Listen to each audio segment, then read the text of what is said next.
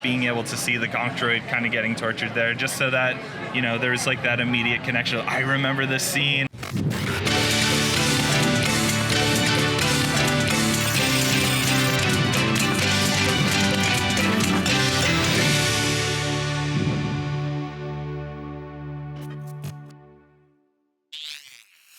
Hey everyone, welcome back to our coverage of Sdcc. We're at the Hasbro booth. I'm joined by my friend Sam, who's going to tell us all about this awesome Star Wars display behind me.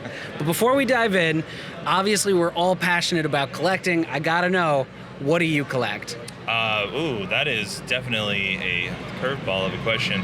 I definitely collect deep into a number of things. I have a deep passion for definitely collecting in Star Wars, well outside of stuff that we make ourselves, but definitely in terms of if it's something that connects to me in terms of a really unique expression or something of just super high detail, it's probably found on my shelves. And do you have a favorite item? I don't know. I feel like it would be a shameless plug for some other brand, but it's certainly, I would say, probably my China porcelain Stormtrooper deco variant from Hot Toys, which was just truly dear to my heart. So obviously it's Sdcc, one of the biggest shows of the year. Have you had a chance to sneak away from the booth and walk around a little bit? I really haven't gotten out of here too much. We've actually had a really packed interview schedule, which has been keeping us here, and there's been so much fan engagement around things that we have to be able to share in the booth, as well as the diorama, that it's hasn't really given me much of a reason to leave. So it's a packed schedule. Absolutely. Obviously there's a lot of work to be done, but it's a good time. Do you have any survival tips on how to get through the con? I always give new con preppers kind of 3 very specific tips. One is any amount of sleep is enough sleep. Definitely wear comfortable shoes and gotta stay hydrated. Although I will say this is the best weather I've ever experienced at Comic-Con. We're coming out from the East Coast, which is experiencing a record heat wave. So to come here and actually cool off when you walk outside was very much refreshing. Well, speaking of refreshing, this is a breath of fresh air, man. We gotta talk all about what's going on behind us. Can you talk a little bit first what went into the idea behind the diorama? Yeah, this really all sort of started with the barge. That's where we really started to conceptualize around what we wanted to do for a diorama. There wasn't necessarily a ton that we could talk about in terms of newness, but we had this great fan-funded item called the sail barge, which came to success last spring and shipped this spring. So ultimately being able to showcase that piece, not only to celebrate, its successful crowdfunding, but also really it's our first time really being able to display that to the public in terms of showcasing just what the fan community was able to bring to light. So showing it almost as a thank you, but also being able to showcase all the great product that, came about because of that. Our vintage collection, scale skiff that's actually scaled proportionately directly to the barge itself, and you can really see that translated with utilizing the same hull color as well as all the same weathering. We had our vintage collection skiff guard 3-pack. We did Lando and Skiff Disguise.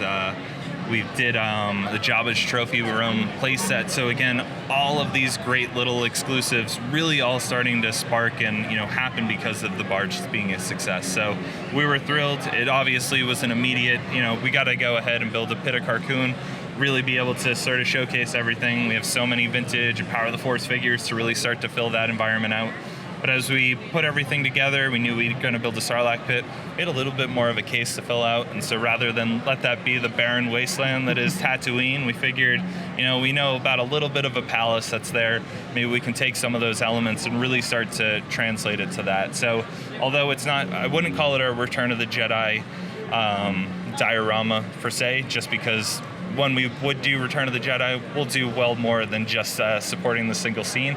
But we really wanted to be able to take a lot of the influence that we were able to infuse into these, vehicles and playsets and bring them up there. So as we move ourselves over to the playset, we like to call it, in terms of Jabba's palace, we have sort of that great exterior door where you see that shift over to the 6-inch scale so that we can really celebrate kind of our 2 massive collector scales. The vintage collection in 3 3/4 and our 6-inch black series. That's one of the things that I think is most exciting about the diorama here is that you're mixing multiple lines. How many figures in total do you have in the display? That's certainly a tough question. I don't know that we've actually calculated it. It is certainly a lot, and something that we're doing to this display, unlike anything we've done, which might have been more of a project than we were initially anticipating, is each day we're actually letting the scene unfold. So starting on Wednesday with preview night, it was just sort of the skiffs riding out to the Pit of Carcoon.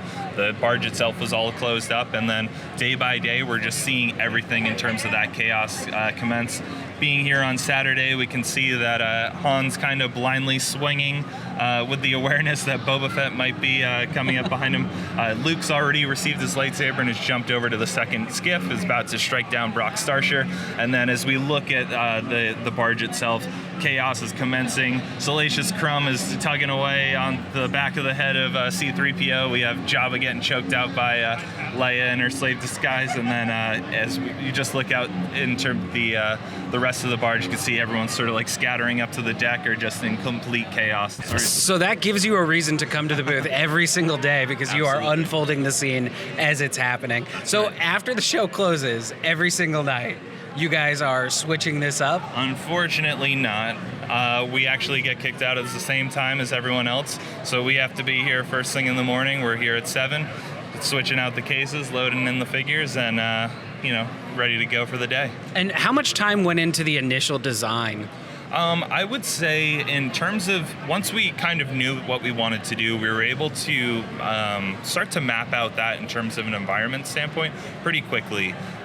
Great thing about how we've transitioned into a digital environment is that we've really been able to start to really map out those pieces. We can take so many of the things that we infused into the case and actually start to see the volume they take up so that we can start to really see how much space we have to work with.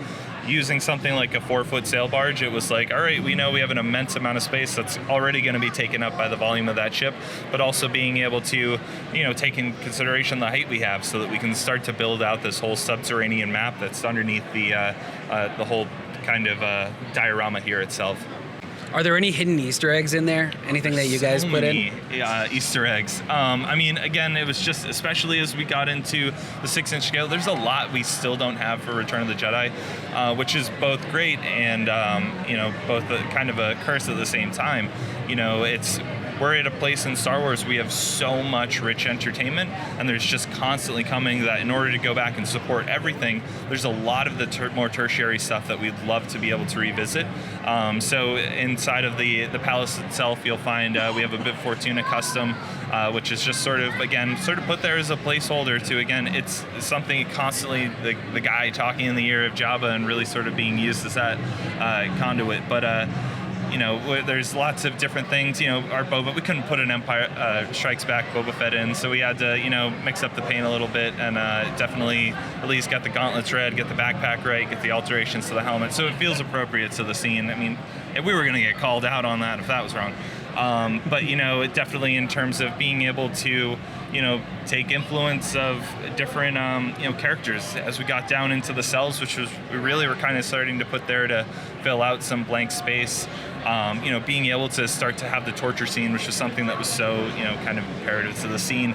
And so we have like the EV-99 and, pulling apart the 21B and then, being able to see the Gonk droid kind of getting tortured there just so that, there's like that immediate connection. I remember this scene and just trying to find out all the little things, but there's a few other Easter eggs sprinkled throughout.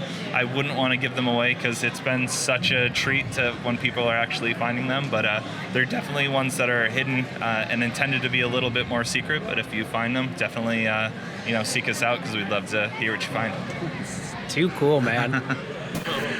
So these dioramas are obviously a highlight of the booth. I've always wondered, when the show is done, what happens to them?